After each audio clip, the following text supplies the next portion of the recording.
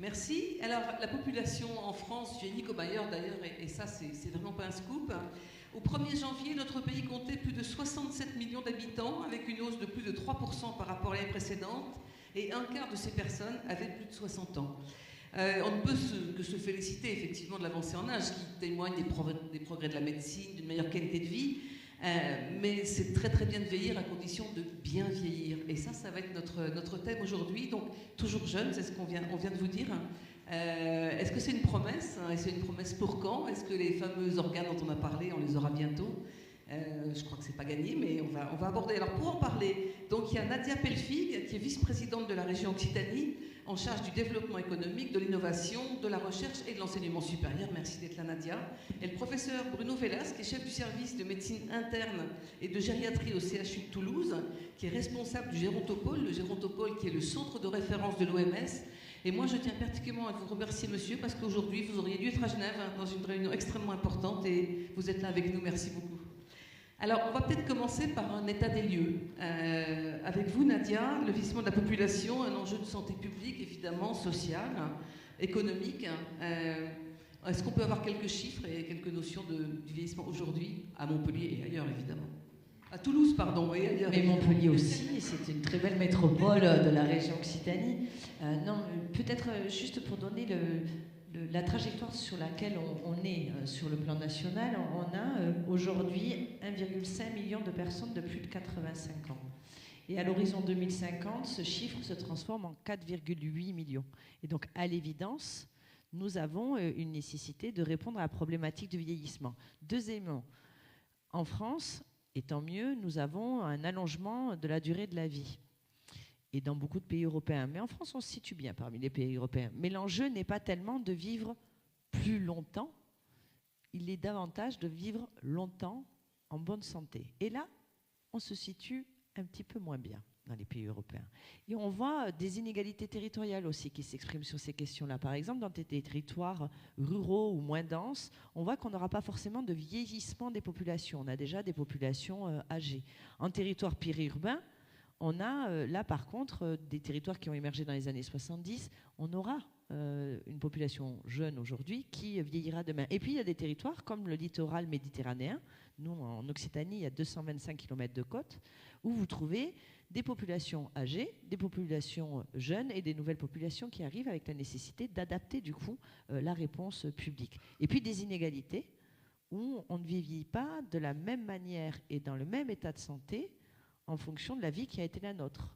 Les espérances de vie et de qualité de vie, que vous ayez été cadre, ouvrier ou exposé à la pénibilité, ne sont pas les mêmes. Et donc tout l'enjeu pour les pouvoirs publics aujourd'hui, c'est de faire en sorte qu'on vive mieux, longtemps certes, mieux, oui, avec une conscience qui est bien sûr qu'il y a un enjeu social et sociétal, et un enjeu économique aussi, puisque quand on vieillit mal, on est l'objet de différentes pathologies qui ont un coût pour la société, et nous considérons en Occitanie que, y compris dans les logiques budgétaires, il vaut mieux investir maintenant et permettre d'avoir un impact social et sociétal positif que d'avoir des dépenses plus tard qui finalement n'améliorent pas la qualité de vie des gens, mais coûtent tout aussi cher, si ce n'est plus cher. Alors l'avis du spécialiste de santé que vous êtes, monsieur, c'est qu'il ne faut d'abord pas confondre le vieillissement physiologique du vieillissement pathologique. C'est-à-dire qu'on peut vieillir longtemps sans maladie, et qu'on peut être malade finalement relativement jeune. Donc relativement âgé physiologiquement, alors qu'on ne l'est pas tellement dans son âge réel. Oui, alors il y a différentes notions importantes. Ce qui nous fait peur à tous, ce n'est pas un jour de vieillir vieux, de finir vieux, mais c'est de se retrouver en maison de retraite dépendant. Et on a eu un jour une doctorante qui est venue, elle nous a parlé de sa thèse. Et pendant sa thèse, elle s'est fait employer dans une maison de retraite pendant 2-3 ans pour servir les repas, etc. Et elle disait, d'un coup, maintenant, vous fermez les yeux, imaginez que vous êtes dépendant, c'est-à-dire c'est plus vous qui allez décider quand vous allez vous lever, c'est pas vous qui allez décider quand vous allez vous habiller, c'est pas vous qui allez décider comment vous allez vous habiller, c'est pas vous qui allez décider ce que vous allez prendre pour déjeuner, c'est pas vous qui allez même décider quand est-ce que vous allez vous lever. Donc la dépendance, c'est ça. Et si on fait rien, on a de grandes chances d'être dépendant. Et on peut considérer qu'un cas sur 2 de dépendance peut être prévenu. Donc on le disait tout à l'heure, ce qu'il faut, c'est vieillir en santé. Et pour vieillir en santé, il faut adapter notre système de santé. La ministre de la Santé elle-même le dit, qui a été créée après la Seconde Guerre mondiale pour traiter les pathologies aiguës de l'adulte jeune. Donc on a un système de santé qui cherche à faire des diagnostics, à proposer des traitements qui ne sont pas toujours efficaces dans les maladies chroniques, alors qu'on oublie de maintenir les fonctions. Or, pour l'OMS, veiller en santé, ce n'est pas avoir de maladies, on a des maladies à tous les âges de la vie, mais c'est garder ses fonctions pour continuer à faire ce qui est important pour chacun d'entre nous. Et c'est ce qu'on essaie de faire, et c'est ce qu'on essaie de faire notamment en Occitanie. Il y a une très jolie formule de l'OMS qui dit que la santé, c'est le silence des organes. C'est une jolie formule. Ben oui, vous n'avez mal nulle part. C'est pas mal quand même. Hein, c'est donc un de vos buts. Alors, qu'est-ce qu'on peut faire pour aider le bon vieillissement? Alors d'abord, au niveau de la ville, au niveau des investissements, qu'est-ce que vous prévoyez pour l'avenir de nos aînés? Mais déjà, il faut avoir en tête, et je crois que ça l'est de plus en plus, mais c'est relativement récent, que la marque de progrès d'une société, c'est savoir accompagner tous les âges. Et que la ville doit être inclusive, c'est-à-dire qu'il ne faut pas prévoir des lieux pour les aînés, des lieux pour les jeunes. Il faut que la ville soit inclusive et soit mixte et accessible. Et dans le maintien de l'autonomie, il faut que ça soit pensé dans les usages, que ce soit celui de se déplacer. Si on veut vieillir en autonomie le plus longtemps possible, il faut être en capacité de voir des gens se déplacer. Donc il y a une adaptation à faire sur les transports. Du reste, quand on adapte à des personnes en situation de handicap, que ce soit moteur et cognitif, on adapte pour toute une partie de la population et ce sont donc des bons investissements. Il y a la question de l'habitat, prévoir de la modularité en matière d'habitat. Malheureusement, quand on vieillit pas forcément en couple. Et donc, on a été parfois jeune en colocation, une famille, un enfant qui part, un autre adulte qui part, et on se retrouve dans des habitats qui ne sont plus adaptés et dont les coûts ne sont plus adaptés. Donc la modularité de l'habitat doit être aussi un enjeu en matière de prise en compte. La politique de la ville est plutôt à relativement long terme. Qu'est-ce que vous faites dans l'immédiat là? Parce qu'effectivement, vous avez dit qu'il y avait des situations qui étaient plus difficiles. Comment on peut, dès aujourd'hui, prévoir la mixité?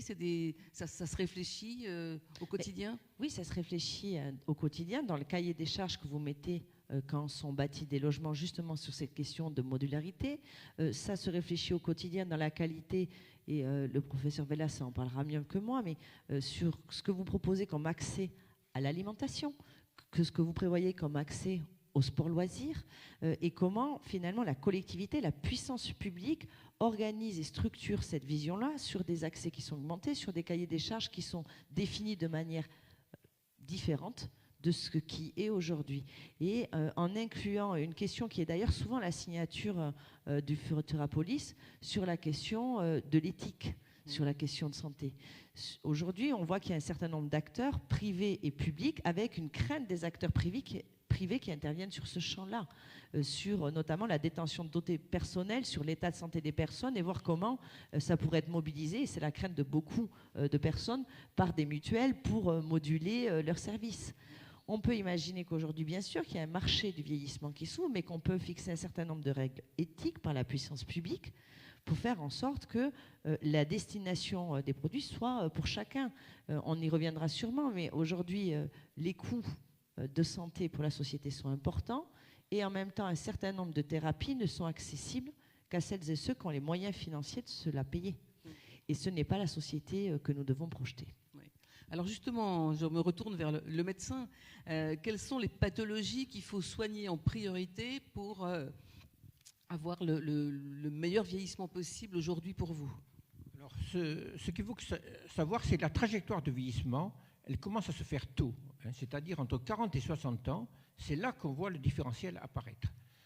Il y a une équipe en Chine qui travaille à partir de la reconnaissance faciale sur un biomarqueur du vieillissement qu'on pourrait avoir par le changement de visage. Et c'est entre 40 et 60 ans que ces modifications se font.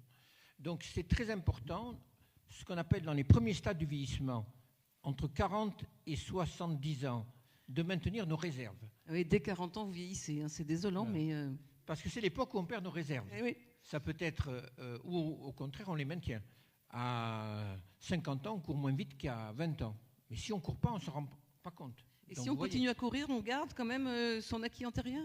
Alors, peut-être que pas autant de 20 ans, mais mieux que quelqu'un de 50 ans qui ne court jamais. Donc, Donc c'est important de conserver ces réserves. Et l'OMS a identifié 5 fonctions qui sont essentielles car elles sont surtout responsables de dépendance. L'une, c'est la mobilité, le fait de pouvoir se déplacer. Une autre, c'est la mémoire, d'où l'intérêt de la réserve cognitive. Notamment quand on vient écouter des conférences, ça augmente la réserve cognitive. Ce soir. Ensuite, vous avez la vue et l'audition. Ensuite, vous avez l'état nutritionnel, la réserve nutritionnelle, et enfin l'humeur, c'est-à-dire le bien-être de santé psychique. C'est extrêmement important. Donc, on a développé avec l'Organisation mondiale de la santé une application qui sera bientôt disponible, et avec un téléphone portable, on peut s'auto-mesurer soi-même ces différentes fonctions. Et ce qu'il faut, c'est le faire régulièrement pour observer ainsi une baisse. À partir de quel âge ? On pense qu'il faut le faire à partir de 45-50 ans. Ouais. Et régulièrement, ça veut dire quoi ? Ça veut dire... Alors, régulièrement, nous, ce qu'on propose, notamment dans le programme Inspire, c'est de faire cela tous les 4 mois. Mais après, on va voir, c'est peut-être que tous les 6 mois ou qu'une fois par an. Oui. Mais ça prend 8 minutes. Hein. Alors, ça prend 8 minutes pour surveiller son poids, surveiller son état nutritionnel, etc. Alors, on va reprendre ce programme après, mais monsieur, il y a quelque chose dont on parle de plus en plus, c'est la réserve qu'on se constitue avant 40 ans. Donc, surtout pendant la jeunesse, hein, on fait son capital osseux, notamment pendant qu'on est jeune. On fait aussi ses neurones, on les multiplie beaucoup plus quand on est jeune, quand on est vieux. On a le sentiment qu'en France, on n'est pas très très bon en matière de prévention et d'incitation dès le plus jeune âge à aborder des bons comportements. Qu'est-ce que vous en pensez l'un et l'autre ? C'est vrai, comme je le disais, on a un système de santé qui est basé sur les maladies. On attend qu'une maladie arrive et on se met à la traiter, mais le plus souvent c'est trop tard pour les pathologies chroniques. Quand elles sont là, on a du mal à les traiter. Donc il faut vraiment mettre en place ces actions de prévention. Et la prévention, c'est à tous les âges de la vie, à tout moment. Et c'est pour ça qu'on travaille aussi, mais on en parlera peut-être tout à l'heure, sur des biomarqueurs du vieillissement. C'est-à-dire qu'on passe d'un âge chronologique, l'âge civil qu'on a tous, à l'âge biologique, qui sera beaucoup plus utile. Alors la prévention en ville, c'est par exemple inciter les gens à marcher plus, à manger mieux. Qu'est-ce qui se passe dans une métropole comme la vôtre ? Oui, c'est tout cela, et c'est favoriser ce qu'on appelle les mobilités actives, c'est favoriser aussi les rencontres et les liens entre les gens. En fait, il y a un phénomène qui est terrible et qui touche nos sociétés et qui accélère le vieillissement, c'est l'isolement. Oui, absolument. Oui. Et du coup, il faut pouvoir, quand on est puissance publique, organiser les moments ou même les espaces publics qui permettent ce lien et ces interactions entre les populations.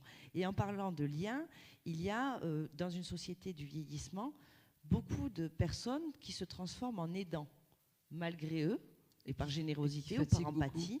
Et nous sommes dans une société qui non seulement considère insuffisamment ses aînés et soi-même, parce qu'on est tous jeunes plus longtemps que quelqu'un d'autre. Hein, depuis vous plus aussi, longtemps que quelqu'un d'autre. Et moi d'ailleurs, c'est terrible quand je vois le professeur Vélas, parce que c'est là que je vois que ça y est, moi les 40 ans, paf, c'était cette année, et c'est le taquet qu'il a fixé. Vous avez vu, c'est là où je commence, comme vous, à attacher et atteindre à mes réserves. Donc j'essaie de reconstituer la matière sur vos beaux conseils. Mais je crois qu'on a la nécessité aussi d'être sur une société qui forme les aidants, qui accompagne les aidants. On ne peut pas être sur une société qui a une injonction du bien vieillir, parfois une injonction de la jeunesse éternelle, et essentiellement d'ailleurs sur l'apparence de la jeunesse, que sur les fonctions qui sont finalement les plus importantes dans la relation à l'autre, dans les fonctions cognitives, dans les solidarités. Et on est dans une société qui isole. Et c'est ça qu'il nous faut mettre en œuvre rapidement.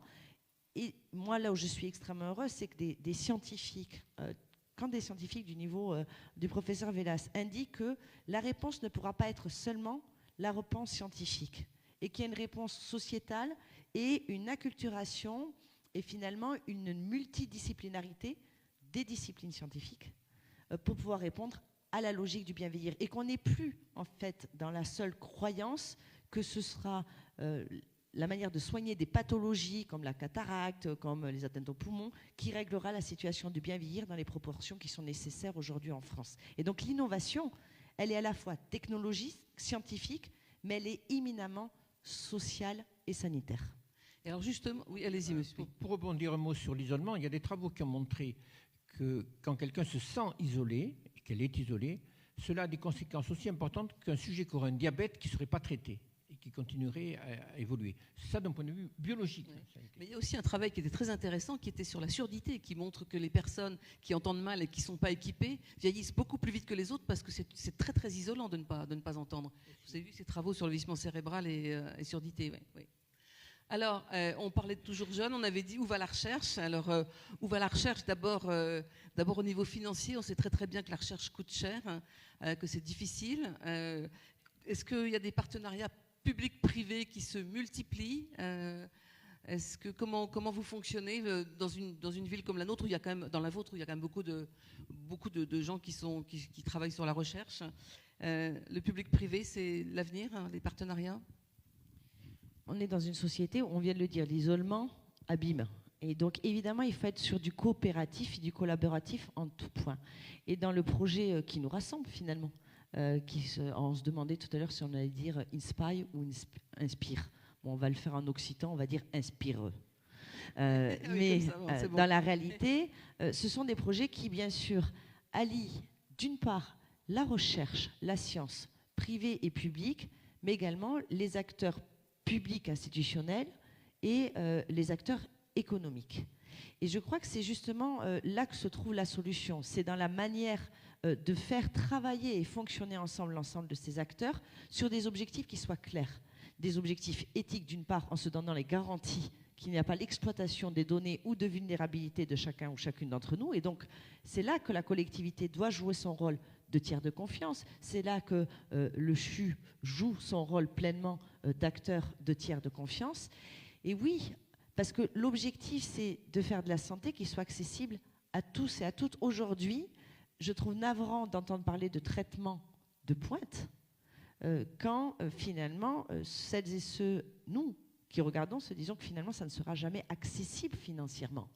Et donc, le but, c'est de faire de la santé pour le plus grand nombre. On a la chance dans ce territoire d'avoir énormément de talents. 1200 chercheurs sont concernés par le projet dont on parle et qu'on veut mettre en œuvre ici sur le territoire de la métropole toulousaine. Ce sont des laboratoires de recherche publics, ce sont le support d'entreprises privées, et il y en a certaines comme Pierre Fabre qui sont intégrées sur le territoire, et il faut faire en sorte d'avoir une logique, pardon pour le terme, mais systémique. C'est-à-dire de faire en sorte que quand on a des acteurs privés qui se positionnent, il faut que ce qu'ils développent permettent aussi le développement d'emplois dans le territoire. Et je vous assure que celles et ceux qui sont engagés dans ces secteurs d'emploi auront des activités plus porteuses de sens au-delà de leur engagement professionnel si on trace les trajectoires et la vision. Et aujourd'hui, quand on n'est pas encore trop vieux, on est néanmoins en quête de sens, on sait qu'on va devenir plus âgé, on a des parents, des proches dont on s'occupe, et nous-mêmes, nous vieillirons. Et donc, dans la confiance, dans l'optimisme qui joue, l'humeur joue, dans la société et dans l'avenir, il y a cette capacité à mobiliser les forces de recherche, les acteurs économiques, et c'est ça le rôle de la puissance publique, de se servir de ce garant-là. Alors justement, Inspire manifestement mobilise beaucoup de monde. Racontez-nous un petit peu cet énorme projet, parce qu'il est vraiment hyper intéressant. Oui, donc juste avant ça, pour insister, quand on a face à nous des drames tels que la maladie d'Alzheimer ou la dépendance qui accompagne les pathologies liées au vieillissement, ce que vous nous demandez, c'est de trouver des traitements. Et pour trouver des traitements, il faut prendre les meilleurs, où qu'ils soient. Donc si on a quelqu'un de très bon dans l'industrie, quelqu'un de très bon dans le public, il faut les mettre ensemble pour avancer. C'est la seule façon. C'est donc ce que vous avez fait avec votre projet. Alors c'est notamment ce qu'on fait également dans Inspire. Donc dans Inspire a deux objectifs.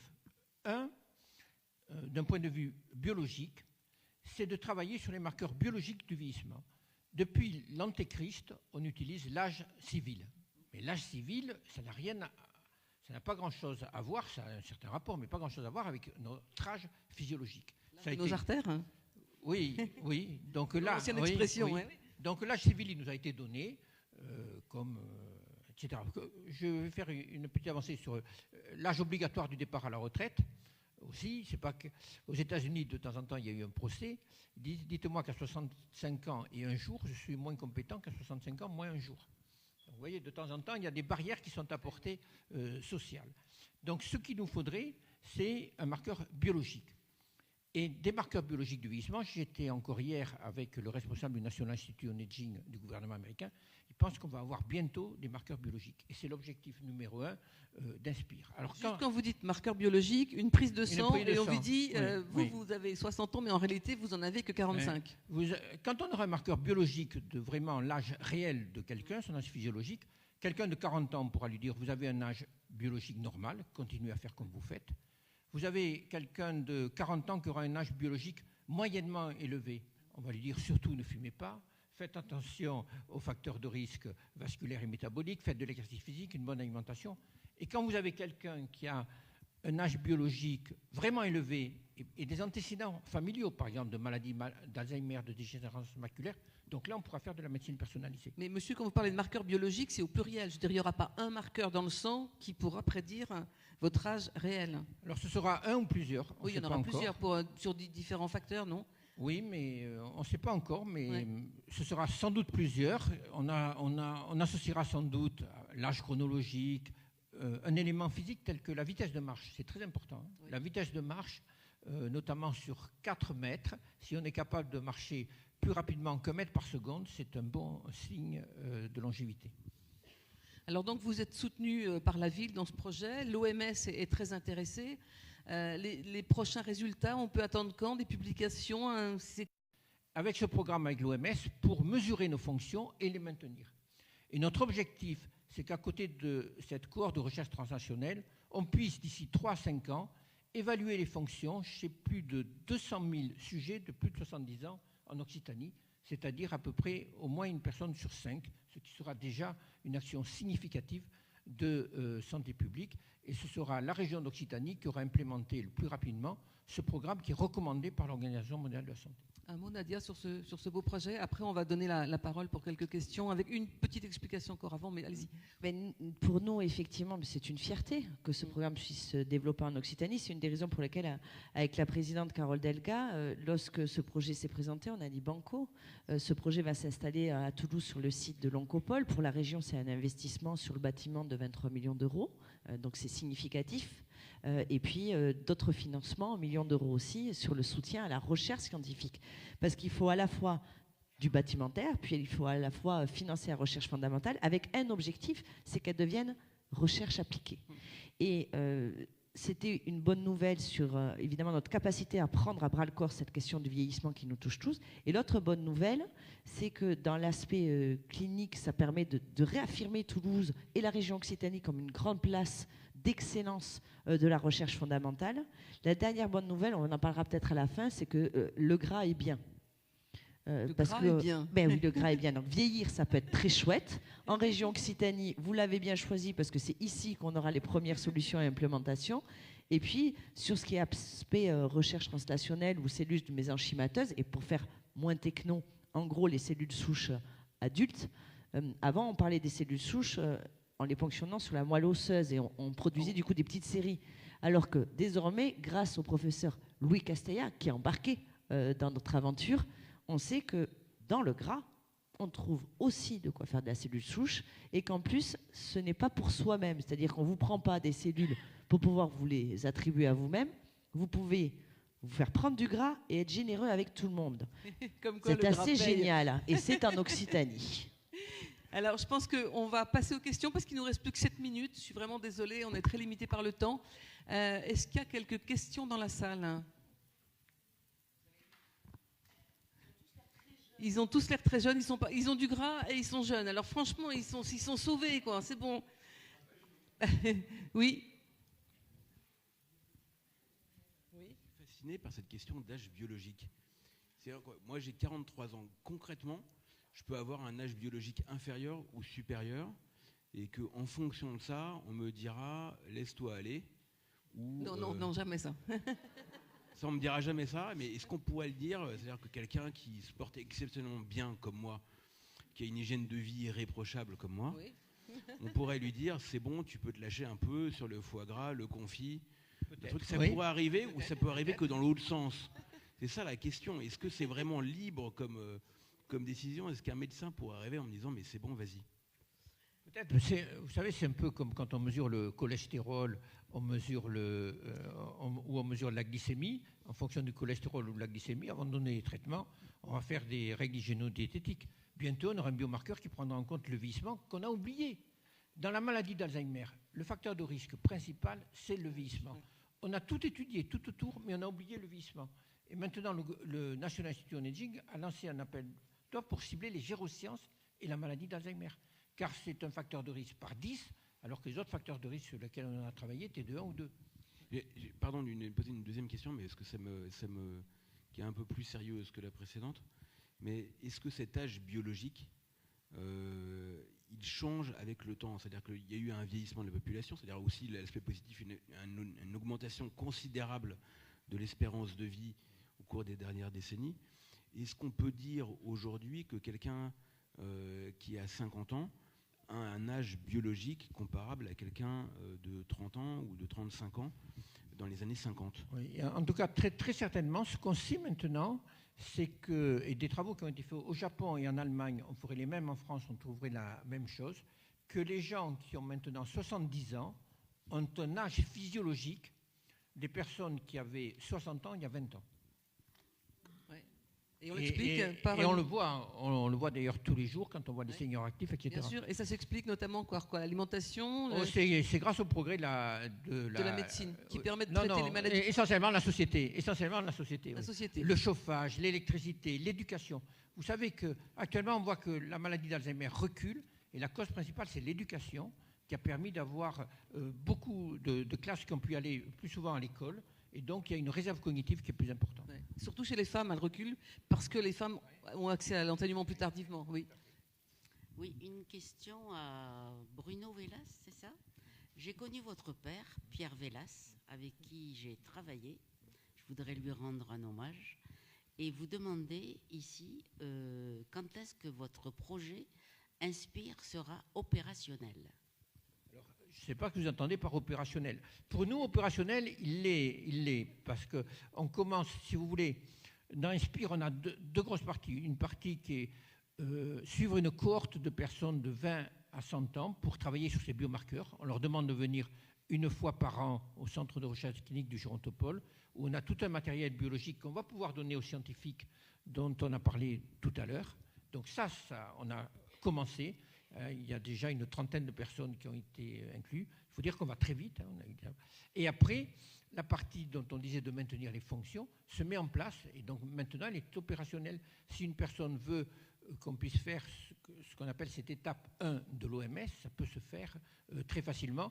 Pour l'instant, on le fait au Gérontopole, mais on est en train de l'étendre dans les territoires avec cette application.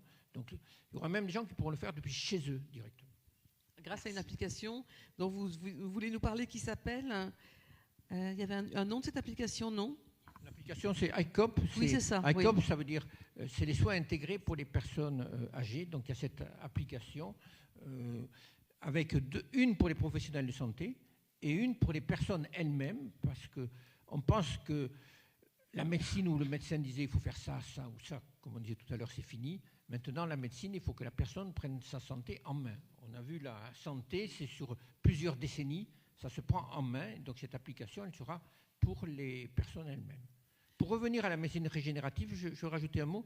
Il y a une étude qui a été faite aux États-Unis, avec lesquelles on collabore, où ils ont fait une injection de cellules souches, dont on parlait tout à l'heure, de cellules allogéniques, c'est-à-dire qu'on peut donner à différents individus, et on a pu observer un an après qu'on diminuait l'immunosénescence, avec notamment l'inflammation, qu'on diminuait et qu'on améliorait, qu'on commençait à améliorer un certain nombre de fonctions au niveau de la mobilité et la cognition. Donc c'est des travaux à suivre et c'est sur quoi on compte travailler aussi.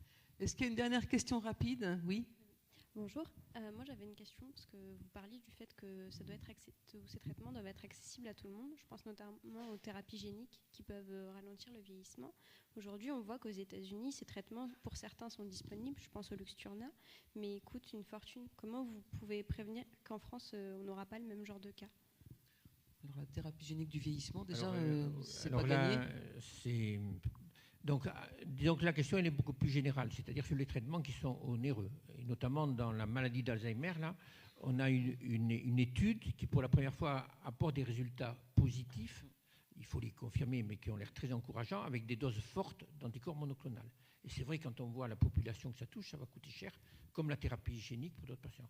Alors ça, c'est y a une solution politique en grande partie. Alors, on va laisser à la politique la minute de la fin. Voilà, il vous reste 1 minute 03, Nadia. Non, le sujet, c'est effectivement comment on évite une santé à deux vitesses. Sur les thérapies géniques, c'est extrêmement compliqué de vous répondre aujourd'hui. On sait que sur certains traitements, on est sur des sommes inaccessibles. Ce qu'il faut faire, c'est que dans les champs où on est en capacité d'accompagner la recherche fondamentale, dans la nature de solutions qui diminuent les coûts, il faut le faire. Et c'est ce que nous faisons. Quand je vous parlais tout à l'heure, en faisant de l'humour, mais ce n'est pas drôle, du gras qui permet en vrai de diminuer par 10, voire par 100 demain le prix de technologies sur les cellules souches. C'est là que nous nous disons il faut être en capacité d'accompagner pour avoir des biothérapies qui soient accessibles à toutes et à tous. Ben voilà, et on a gagné 10 secondes. Hein. Voilà. Merci beaucoup en tout cas d'être venu ce soir et à demain.